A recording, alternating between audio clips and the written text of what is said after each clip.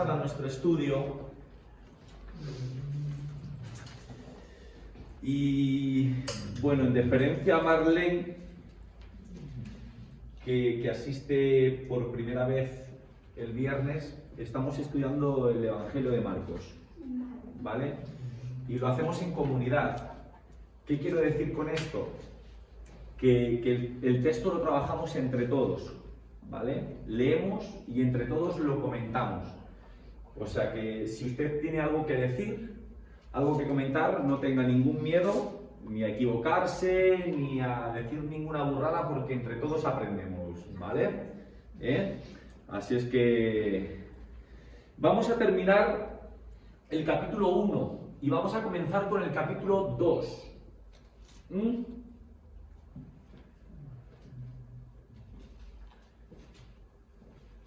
No traigo mucho contenido hoy para que podamos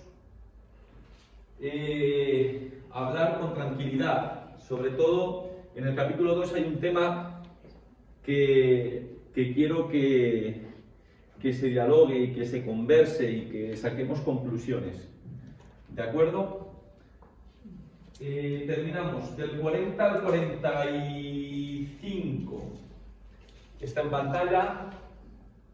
¿Lo tienen ustedes? Sí, amén. Vale. Dice que vino a Jesús un leproso, rogándole, e hincada la mano le tocó y le dijo: quiero ser limpio.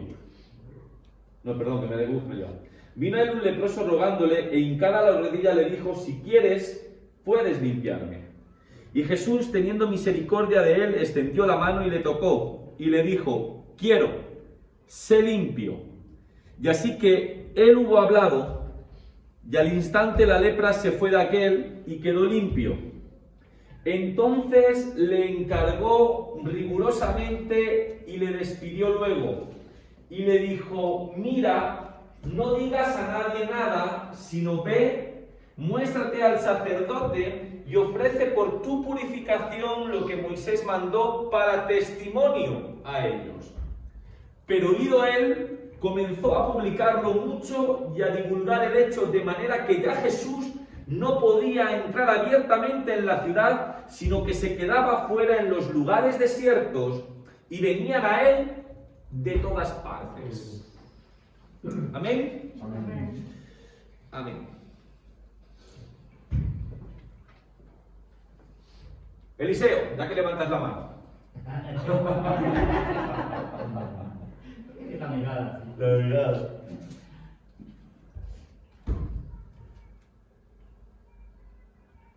¿Alguien? Uy, tenéis ahí un reflejo mal y te voy a decir. Algo Algo que llame la atención. Algo que llame la atención, sí. O sea, vamos a tratar de ir a lo profundo, ¿vale? O sea, a lo superficial, lo que el texto dice de por sí. Bueno, pero, a ver. La actitud del leproso. La actitud del leproso. La actitud del leproso, cuando me refiero a la actitud, es que él en ningún momento iba exigiéndole que fuera sanado, porque él él tenía la convicción de que pues Jesús le podía sanar, sino que él le dice: si quieres. Ajá. Si quieres, o sea, dentro de lo que encabezaríamos hoy en día, cuando oramos o le pedimos al Señor, que no se trata de que Él haga lo que nosotros queramos, sino que tengamos siempre también en cuenta que Jesús puede hacerlo, pero que entre dentro de sus planes, que quiera o no quiera, porque... O sea que denota fe la actitud del paralítico, ¿verdad? Sí. Ah. Es más, como bien dices, no llega exigiendo, No. sino que... Muy bien. ¿Ahora sí, Eliseo? ¿Ven?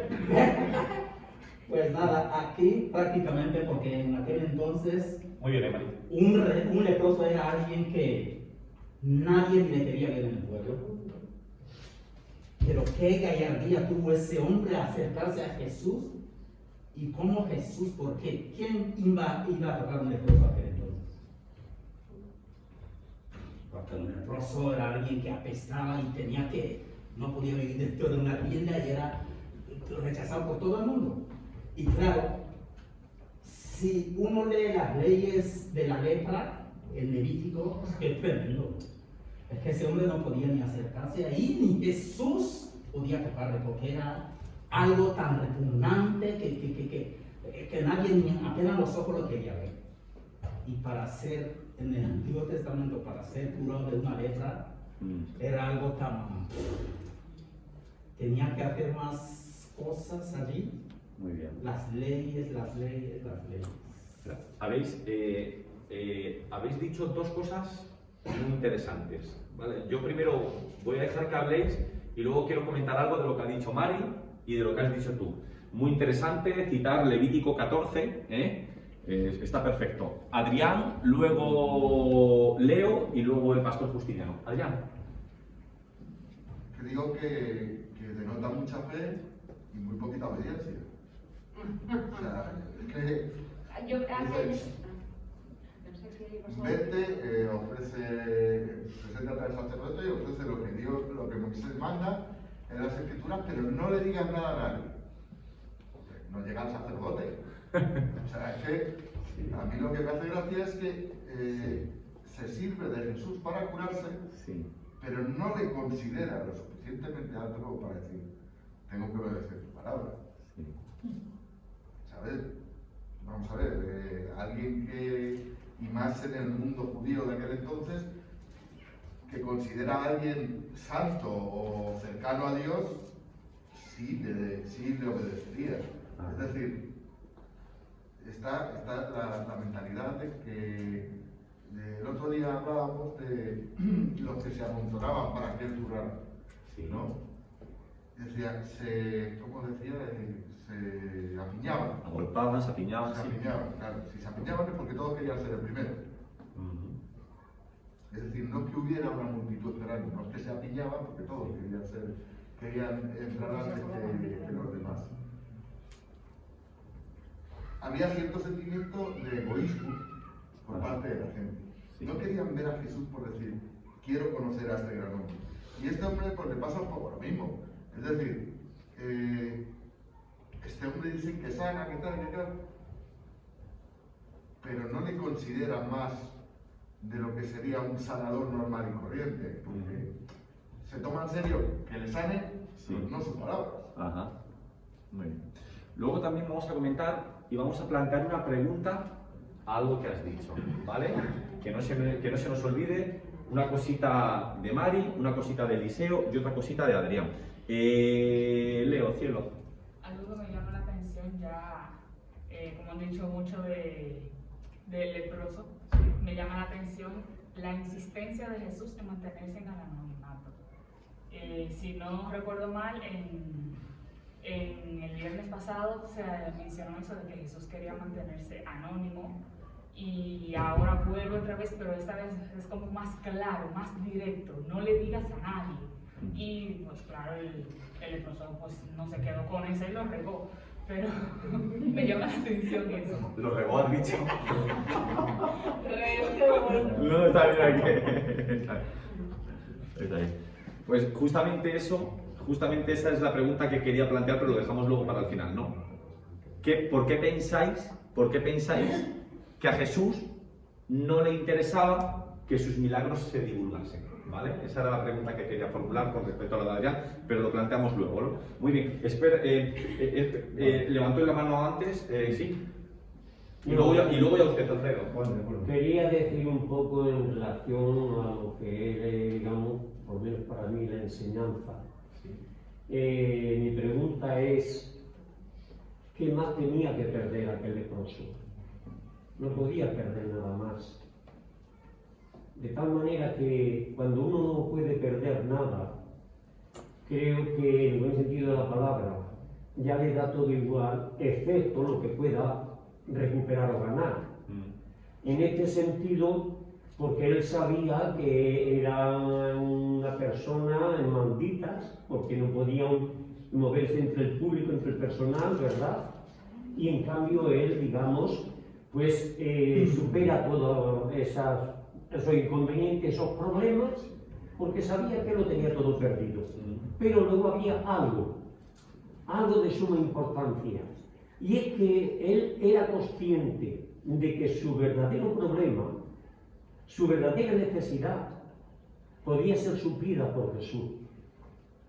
Y por eso cuando él se acerca a él y lo hace de una manera reverente, él le dice, si quieres, le dice a Jesús, tú puedes curarme, tú puedes sanarme. ¿Verdad? Si quieres.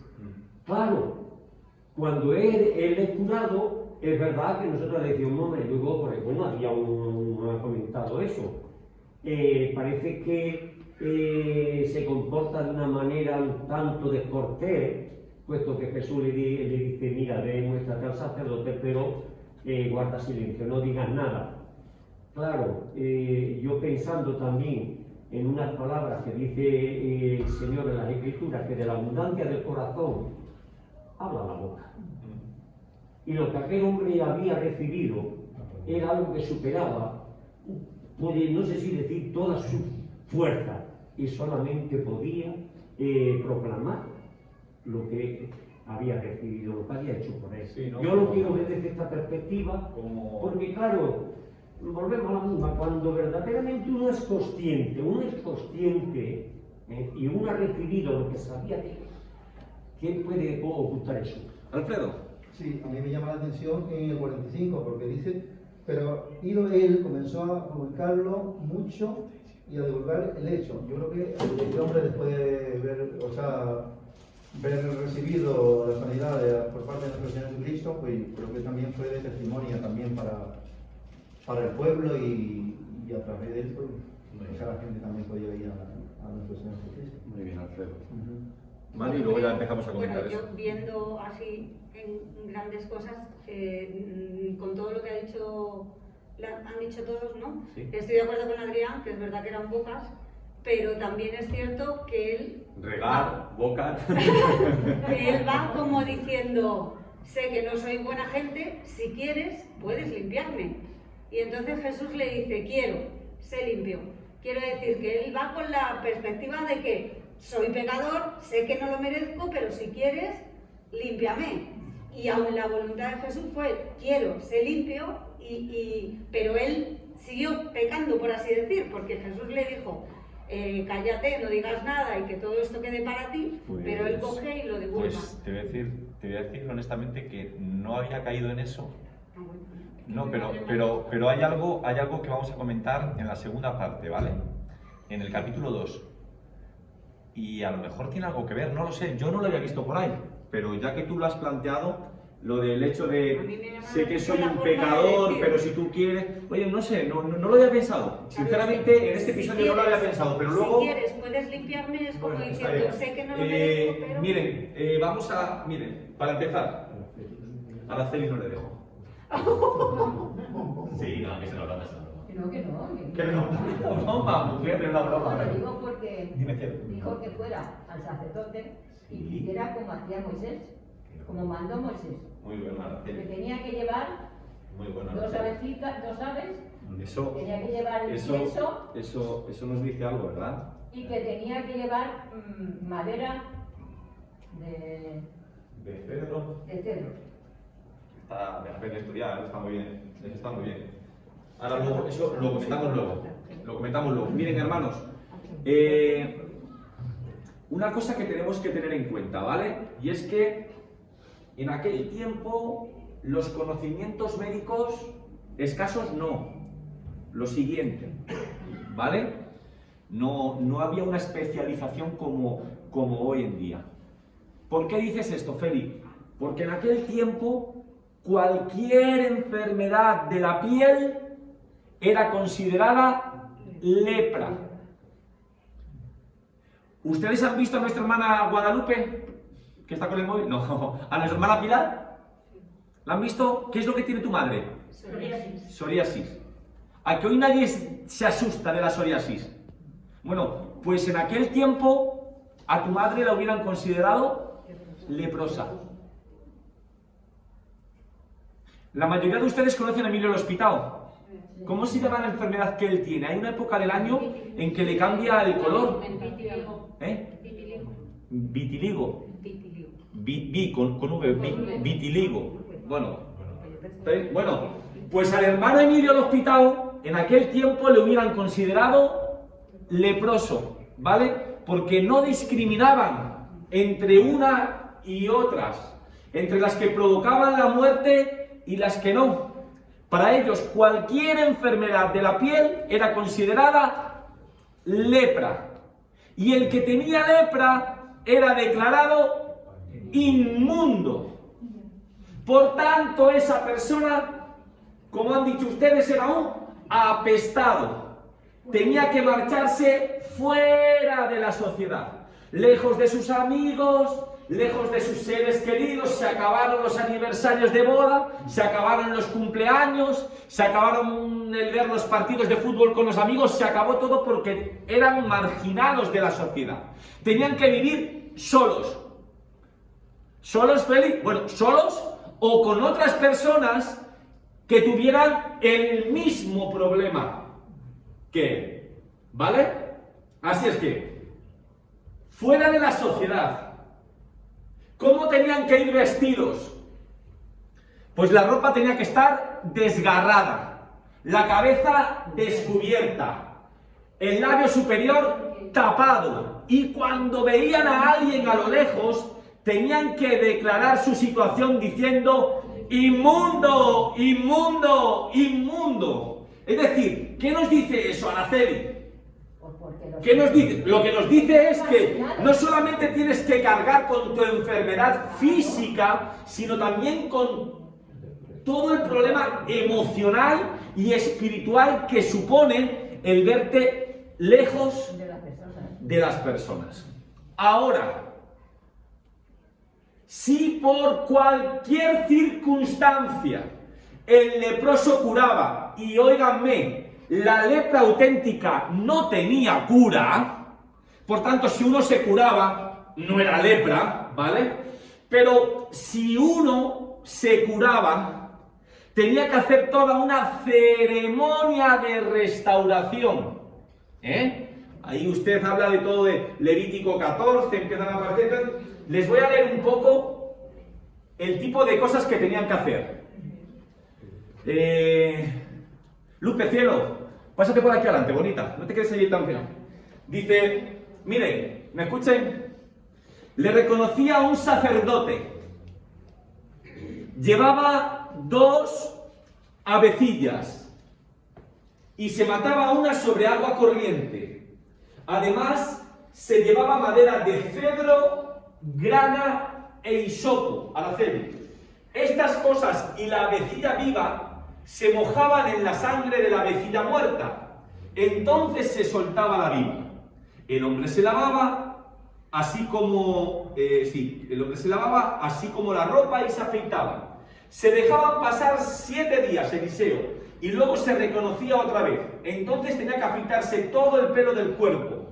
Ofrecía algunos sacrificios: 2 corderos y una cordera de 1 año sin tacha, 3 décimos de una efa de flor de harina mezclada con aceite y un loc de aceite. Las cantidades eran menores para los pobres, Alfredo. Al paciente restaurado se le tocaba el lóbulo de la oreja derecha, el pulgar de la mano derecha y del pie derecho con la sangre de la víctima y luego con el aceite. Se le reconocía por última vez, y si no le quedaban restos de la enfermedad, se le permitía volver a la sociedad con un certificado de que estaba limpio. ¿Bien? Ahora, yo quiero hacer énfasis especial en lo que han dicho ustedes, porque aquí vemos algo fascinante, ¿no? Miren, en primer lugar, no sé quién lo ha dicho, pero Jesús no rechazó a una persona que estaba quebrantando la ley, porque la persona no se le podía acercar, ¿vale? ¿Qué es lo que tenía que haber dicho esa persona? Inmundo, inmundo, pero eso de acercarse a Jesús, imposible. Ese hombre estaba quebrantando la ley. Pregunto, ¿Jesús se lo echa en cara? ¿Jesús se lo recrimina? ¿Jesús ¿Pasa de él? No. ¿Qué es lo que vemos, por tanto, Alfredo? Yo ahí veo compasión. Él no ve a una persona que se está saltando la ley. Él ve a una persona con problemas. ¿Vale?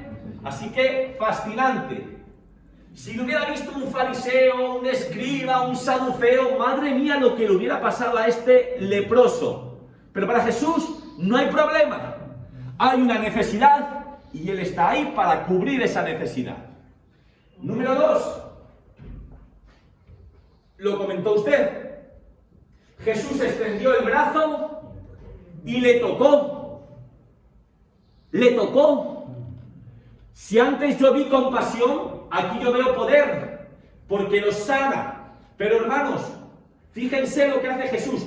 Toca a una persona inmunda. ¿Qué pasa si tú tocas a una persona inmunda? Pero él no ve a un inmundo. Digo como la primera vez. Él ve a alguien que está sufriendo, que su realidad le hace sufrir, que no puede desarrollar una vida normal. Y le toca. Y en último lugar, lo que ha dicho Araceli, después de limpiarle, ¿qué es lo que hace? Le envía a cumplir las normas legales. Es decir, que Jesucristo no iba saltándose las normas y las leyes humanas así como así. ¿Cuándo lo hacía? Cuando éstas eran injustas o estaban mal interpretadas. Ahora, sí, 2 o 3 minutos como mucho porque nos va a dar tiempo a tocar el segundo punto. Quiero plantear esa pregunta que dije. ¿Por qué creen ustedes que Jesús tantas veces hizo énfasis en que no se contaran sus milagros? Porque entonces la gente le querría por interés. Muy bien. Muy bien, María. Tere, que no has dicho nada, tampoco ya. Nada. Alfredo, Pedro José. ¿Qué piensas? Que al desobedecer este señor leproso, ya era ese leproso, le plantea un problema a Jesucristo. De fama, por ejemplo. Y ya no podía acercarse libremente. Ajá. ¿Eliseo? Sí, yo creo que ese leproso también, la alegría le sobrepasó de que, mira, las condiciones en las que me encontraba yo, es que no me puedo callar. Sí. No me puedo callar. Que no lo diga, no puedo, maestro, es que no puedo. No, es que no voy a hablar lo que has hecho, lo que has hecho en mi vida, es que yo voy a hablar. Mire, Yo voy a hablar. Eliseo, corrígeme si me equivoco, es en los primeros capítulos del libro de Hechos, creo que son Pedro y Juan, ¿no? Los que están ante el concilio y les mandan callar y dicen, no podemos callar lo que hemos visto y oído de nuestro Señor. Pero no podemos. No puedes, porque la alegría yo estaba apartado y ahora que me calle yo, no puedo. El maestro me va a decir, ¿qué no me voy a callar? No me voy a callar. Muy bien. Leo, ya que tú planteaste el asunto, me interesa saber tu opinión. ¿Por qué? ¿Por qué tanto énfasis por parte de Jesús en que no se conocieran sus milagros? ¿O en que no se fueran divulgando? Yo diría porque, bueno, que varios de mí ya lo han dicho, se centrarían más en verlo como un sanador. No lo verían como el Hijo de Dios que ha venido. Y muchos de ellos, pues, digo yo que por eso no le hacían caso cuando Jesús les decía, no lo divulguen, ellos iban y lo decían como que nada, porque realmente no, en un principio no lo veían como un hijo de Dios, alguien magnífico, alguien, wow, simplemente un sanador más, que usaba otro tipo de técnicas, porque quizás otros utilizaban hierbas, ungüentos y no sé qué, pues este otro sanador pues simplemente usa la palabra, ya estoy sano. Lo veían así, no lo veían como el hijo de Dios realmente. Muy bien, cielo. María. No, yo estoy de acuerdo con Leo. A Jesús, por decirlo de alguna manera, lo que más le importaba necesitaba es que le vieran como el Hijo de Dios. Ajá. Y es que no le veían como el Hijo de Dios. De hecho, el desobedecer de este leproso es porque no le veía como el Hijo de Dios. ¿Vale? Que cuando el milagro actúa en su vida y es sanado, la alegría te hace pues estar exaltado y proclamarlo, pero si tú le ves como el Hijo de Dios, obedeces. Entonces él no obedeció porque no le veía como el Hijo de Dios, y Jesús lo que no quería era eso, que pensaran de él que era otro sanador más. Él lo que quería era darse a conocer como el Hijo de Dios. O sea, él predicaba y exponía. Sí. No, muy interesante lo que han dicho, lo que habéis dicho todos. Yo creo que hay un poco de todo eso, ¿no? Un poco, al final, el Señor pretendía remover conciencias, ¿no? Cambiar estilos de vida, principios éticos y morales. Y el simple hecho de que la gente se acercara a él por lo que podía lograr o conseguir, pues no era su objetivo final, ¿no? Para él era más importante el hecho de que la persona cambiara. Mira, no lo tenía pensado, ¿no? Pero por ejemplo, cuando le traen a la mujer que ha sido sorprendida en adulterio, él no la condena, pero sí la estimula a un cambio de vida, ¿vale? O sea, yo no te voy a apedrear ni voy a consentir en que te apedreen, porque como tú has pecado, han pecado todos, ¿vale? Y si no han adulterado, habrán hecho otras cosas, pero no son mejores que tú. Eso sí, luchamos por cambiar nuestro estilo de vida. Reconocemos que esto está mal, vamos a cambiar, ¿vale? Ahora es interesante que lo que el Señor tuvo que decirlo, no lo dijo públicamente, sino que se lo dijo en privado, ¿vale? Entonces es bastante interesante. Mire, quiero, y discúlpame, papá, no quiero ser descortés, pero como la cosa está muy interesante y es tan participativo, y el tema este que viene ahora es muy bueno, muy bueno. Y quiero que trabajemos en ello, ¿vale? Con lo mismo. 6 versículos, bueno, voy a leer 6, aunque el sexto no le voy a tocar, ¿vale?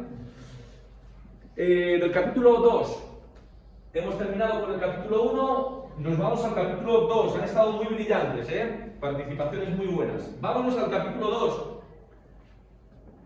porque esto es wow.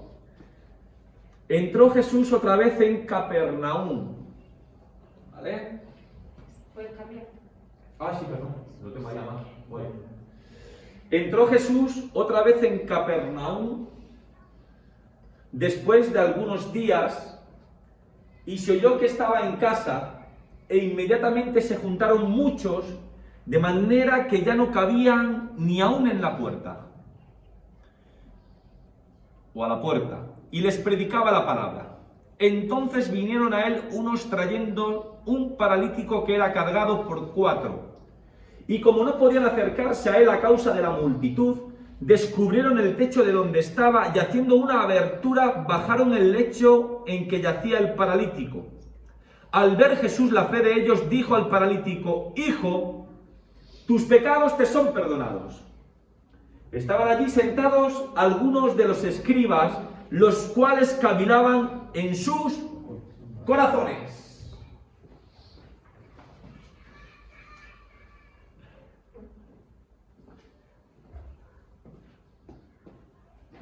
Hay algo que les tiene que llamar muchísimo la atención.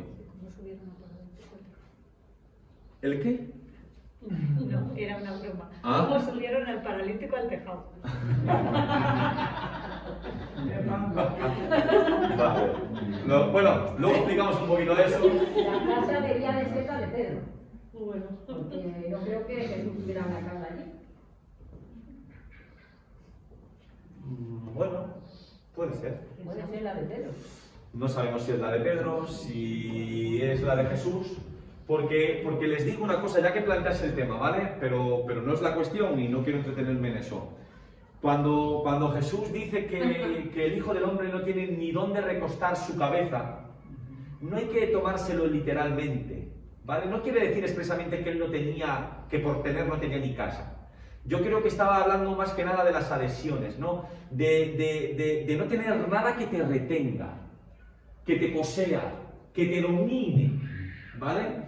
Hoy estoy aquí, como mañana puedo estar en otro lugar, pero no hay algo que me tenga esclavizado, ¿vale? No, pero bueno, no sabemos, porque lo primero que sabemos ahí en Capernaum es cuando él termina de predicar en la sinagoga, va a comer con alguno de sus discípulos y sana a la suegra de Pedro en la casa de Pedro. Si es la misma casa o es otra, no lo sé. No quiero tampoco decir cosas que... A mí lo que me llama la atención es que dice que Jesús al ver la fe de ellos, le dijo al paralítico, tus pecados te son perdonados antes de ser sanado. ¿Qué manera es esa de sanar a nadie? Esa es la clave. ¿Por qué no le dice levántate y anda? ¿Por qué no? Tus pecados. Yo no te he venido aquí a hablar de pecados. Yo he venido aquí porque quiero andar. Quiero correr. ¿Aquí quién habló de pecados? Aquí no habló nadie de pecados. Pero es lo más extraordinario. ¿Sí, Adrián? No, yo pienso que va ligado a lo anterior. Es decir, él no quería, lo que decían ellos era cierto. Después de la experiencia anterior que habían tenido precisamente en casa de la suegra de Pedro, o de Pedro, él lo que no quería era transmitir, dar la sensación de que era un simple sanador. Él venía a transmitir un mensaje y lo que le interesaba era compartir ese mensaje con la gente. Sí. Es decir... Porque es curioso, Adrián, te das cuenta que esta vez, en esta ocasión, la gente se agolpa, pero para escucharle. Aquí el matiz ya cambia. Él no está sanando, él está predicando y diciendo, pues, dando a entender, imagino en el mensaje, aunque no habla de él, que viene con autoridad, sí, como le pasó en el... Entonces, ¿cuál es la forma de demostrar su autoridad? Alguien se salta el tema de las palabras de él para decir, bueno, a nosotros lo que nos importa es que le sanes. Y bueno, pues lo importante es que tus pecados te son perdonados. Es decir, yo te transmito lo que quiero transmitirte. Y luego a lo mejor te sano. Sí. Pero lo principal son las enseñanzas que yo tengo para vosotros. Ajá. Muy bien. ¿Mari? No.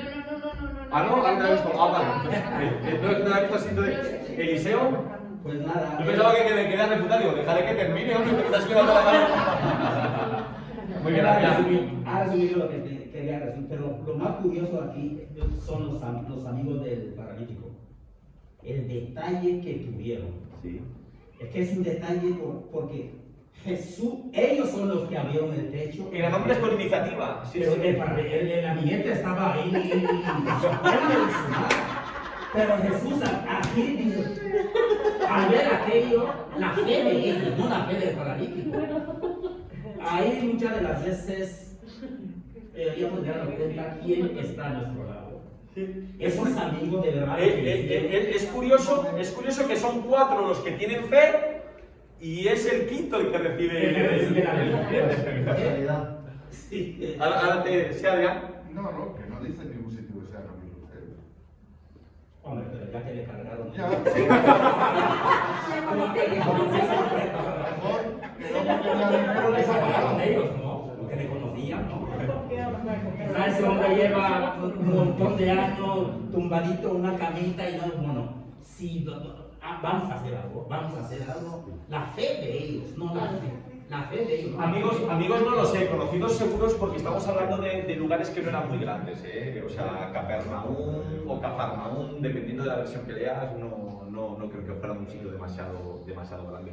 ¿Araceli? No, nada, que tuvo que ser que los amigos se unieron todos Claro que sí. y dijeron a esta persona hay que llevársela a este señor que está sanando y por donde sea, si por la puerta no pueden pasar, tendrá que ser por el tejado o por donde tenga un sitio donde entrar. ¿Lo que tú has dicho?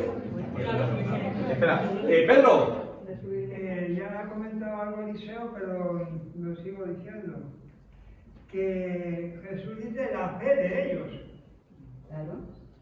La fe de los que traen. La fe de los Hicieron aquello. Sí, digo que es curioso, ¿verdad? Hay 4 con fe y hay un quinto que recibe el milagro. No, hay un quinto que se beneficia de la fe de los otros 4. Oye, a la puerta no podemos... No, es que estos detalles son importantes. O sea, nos reímos, pero es verdad. O sea, es que ahí estamos sacando sustancia al texto. Es curioso que el paralítico ni se habla de la fe de él, ni pide... Está ahí, está ahí. Está bien. ¿Había alguien que pendiente o empezamos a hablar un poco? Alfredo, sí. Sí. Bueno, aquí me llama la atención porque Sí. se acuerda que en el 1 del 45 comentamos de que él, después de ser sanado, él fue y publicó. Y aparte de lo que él publicó, pues mire, entramos en el 2 ya, y entonces dice que también toda esta gente que fue ahí cargando, bueno, los 4 que fueron cargando el paralítico, mire, también por lo que él comentó y del milagro que habían hecho, entonces ya vinieron también. Pero le digo, hermano, por matizar un asunto. Sí. Hablamos de lugares distintos. Sí. Le explico. Así un poco la cronología. Juan el Bautista, Jesús siente el llamado, ¿vale? Deja sus labores familiares, es bautizado, se aparta al desierto, escoge a unos como discípulos, predica en la sinagoga, estamos hablando de Capernaum, predica en la sinagoga, va a comer a casa de Pedro, sana a la suegra de Pedro, y luego se nos dice que, bueno, me he saltado una cosa, pero luego se dice que él sale a recorrer distintos lugares de Galilea, ¿no? Para predicar en distintas sinagogas. Y ahora dice, pasado un tiempo, porque eso de que se va a recorrer otros lugares de Galilea se dice en un solo versículo, pero lo mismo fueron semanas o meses, no lo sabemos. Pasa ese tiempo y vuelve a Capernaum. ¿Qué es lo que hace en Capernaum? La gente que se entera de que ha regresado se agolpa para escucharle predicar y vienen estos amigos, ¿vale? O sea, que el lugar no tiene por qué ser el mismo que cuando se habla del leproso, estamos hablando de lugares distintos, ¿vale? Simplemente por matizar eso.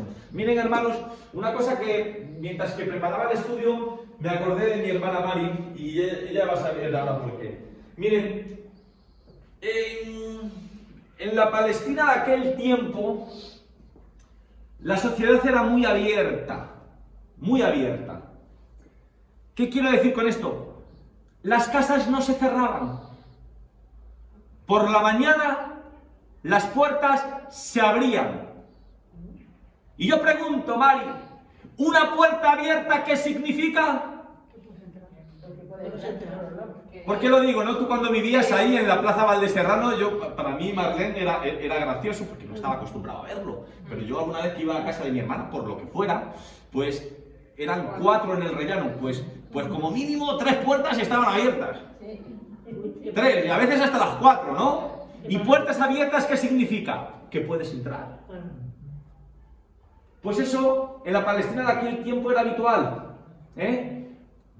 Era un lugar de puertas abiertas. La gente podía entrar a cualquier lugar. Cuando querías quitarte de visitas, ¿qué es lo que hacían? Hoy no estoy de humor. Hoy no estoy para que venga Tere a mi casa. ¡Pum! Cierro la puerta. ¿Vale? Ahora, la casa no se nos dice, pero tenía que ser una casa muy común, muy normalita. Y en aquel tiempo, las casas normalitas, pequeñitas, pues no tenían un recibidor como tal. Después de la puerta, directamente ya estaba la casa. ¿Vale?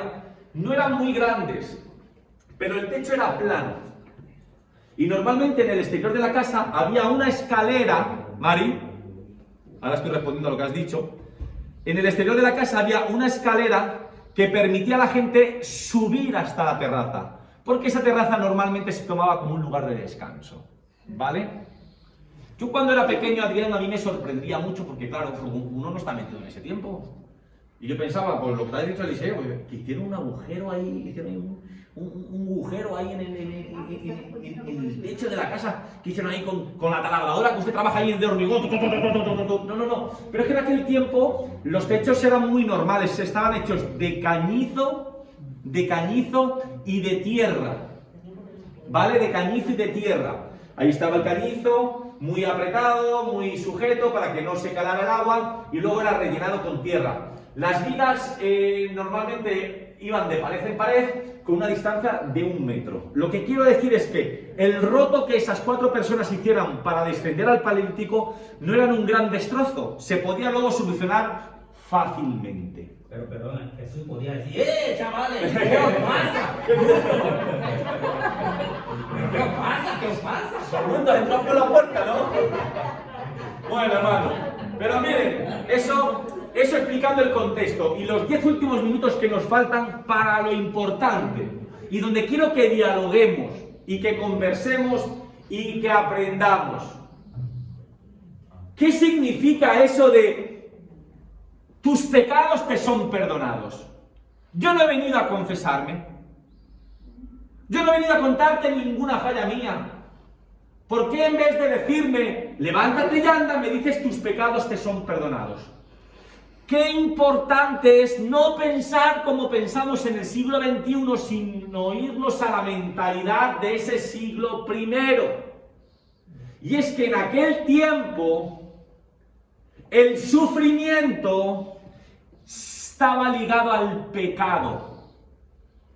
Si tú sufrías es porque habías cometido un pecado. Entendiendo esto, podemos entender lo que los amigos le dicen a Job.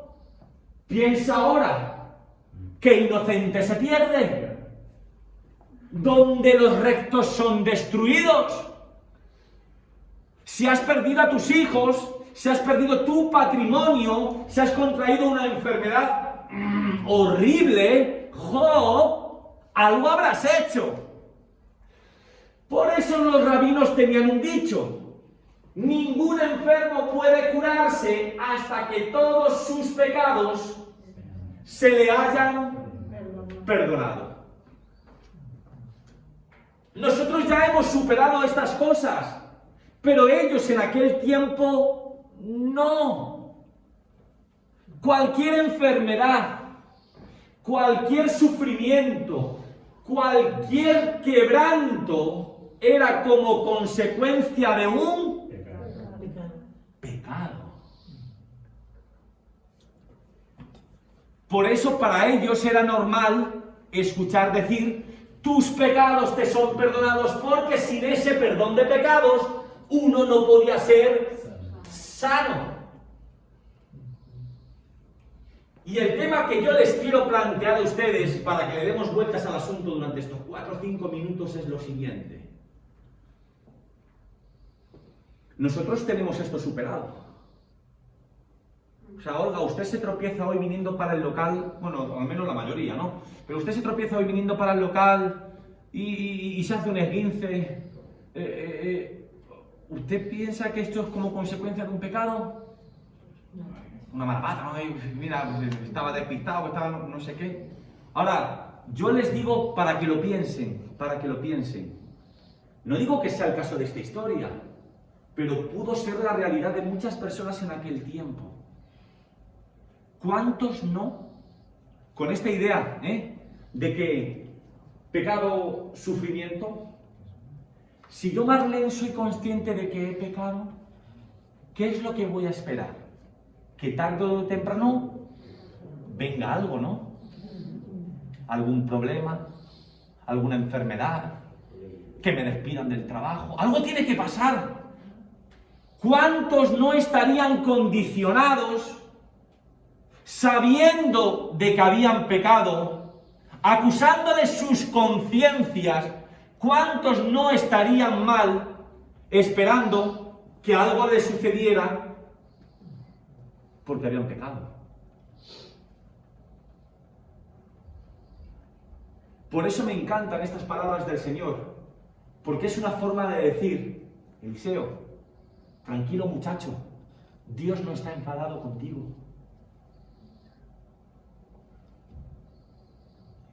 Libérate. Desata eso que te esclaviza en tu mente. Dios no está enfadado contigo. Esto no fue algo que Dios te mandó.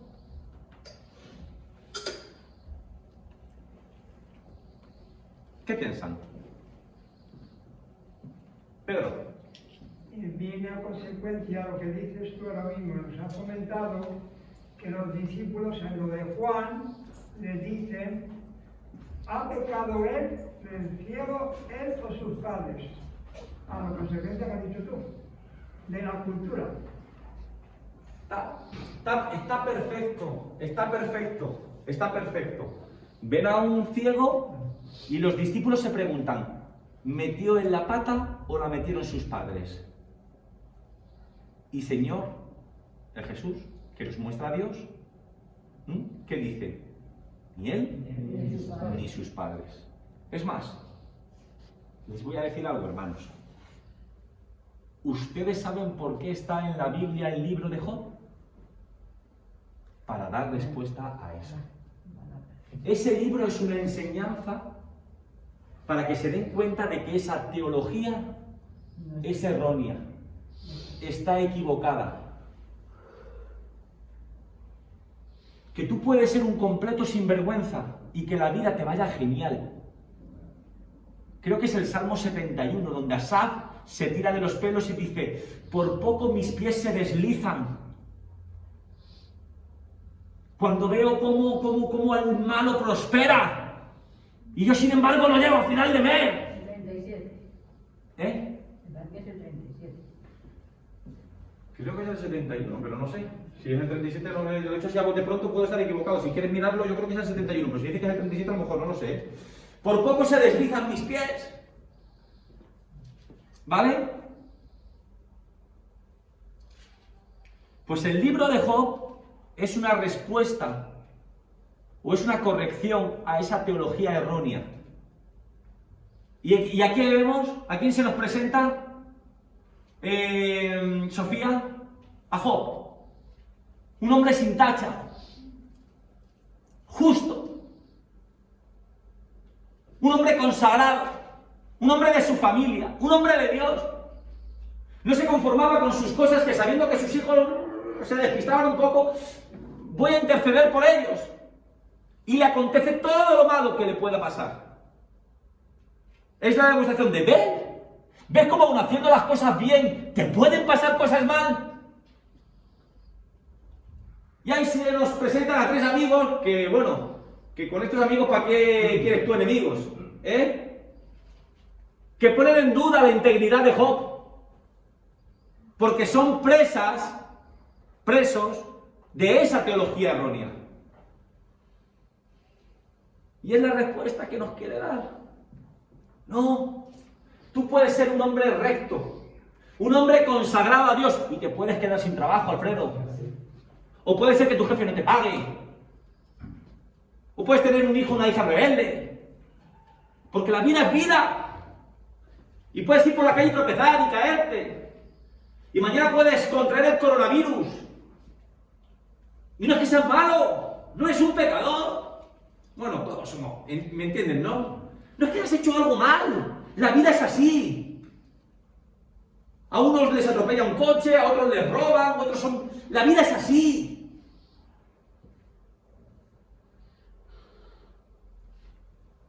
¿Alguien quiere decir algo más? O ya vamos dando por concluido el asunto. Pero quiero que pensaran en esto. En el hecho, en el hecho de por qué Jesús contesta de esa manera, ¿vale? Porque es algo que estaba metido en la sociedad de aquel tiempo. La enfermedad como consecuencia del pecado. Sí. Yo he debido de ser muy mal porque me dio epilepsia y he estado tanto tiempo que lo sabéis vosotros como yo estaba. Debía ser una persona malísima. porque me daban unos ataques fatales. Luego encima tuve 2 hijos. Digo, pues Señor, ¿qué habré hecho yo para que me den esas cosas? Y luego encima perdí 2 hijos.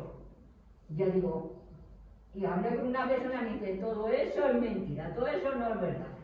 Es verdad que has perdido todo eso, pero no ha sido culpa tuya. Digo, pero es que yo me lo metí en la cabeza. Yo decía, he tenido 2 hijos. He tenido epilepsia sin saber por qué. He tenido... Luego otro digo, pues yo no sé, he debido ser muy mal ha debido ser. Hombre, mira, Araceli, quiero decirte 2 cosas brevemente para no alargarme. En primer lugar, tú en los tiempos de la Biblia hubieras sido una mujer lunática. Y tanto. Es que eso ya me lo han dicho. Es que eso ya me lo han dicho. Ese lunático que es curado y que tal, era un hombre que sufría de ataques epilépticos.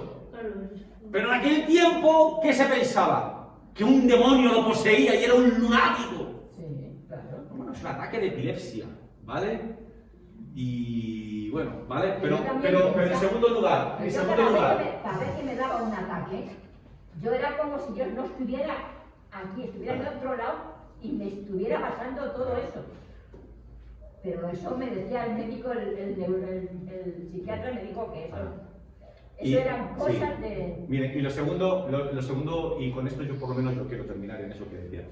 Miren, y no trata de que mi idea, no trata de que mi idea sea superior a la de ninguno de ustedes.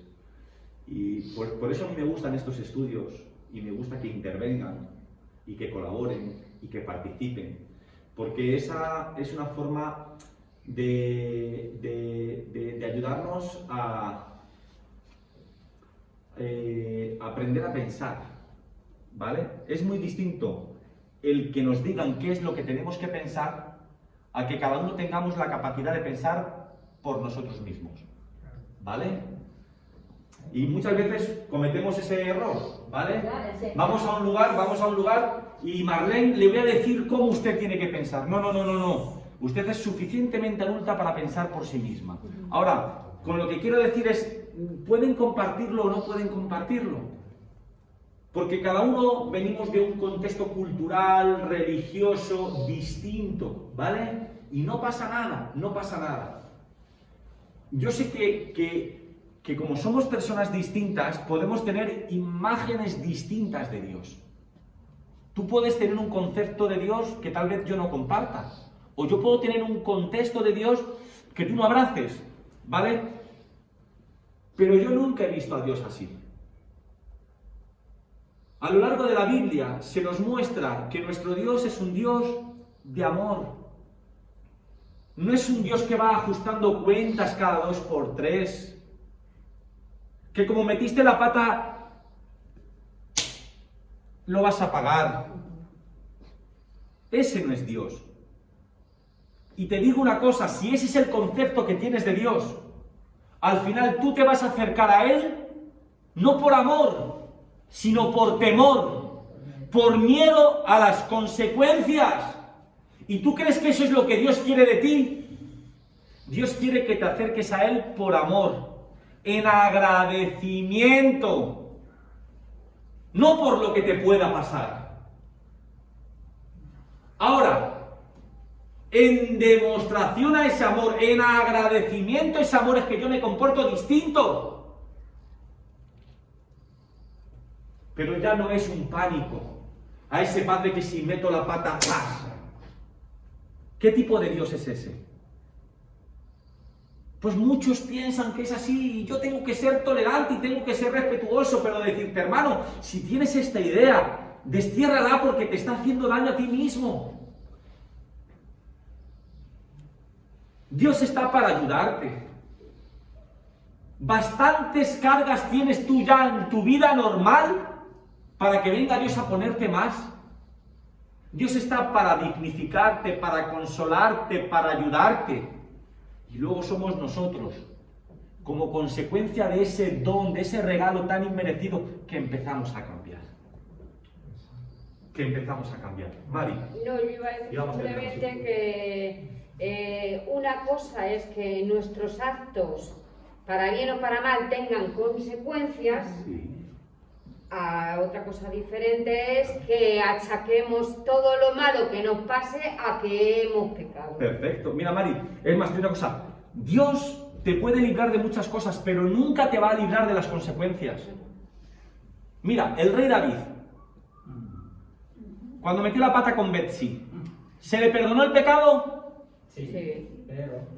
¿Pagó las consecuencias? Dios no le libró de las consecuencias. Tu pecado está perdonado. Pero como tú has dicho,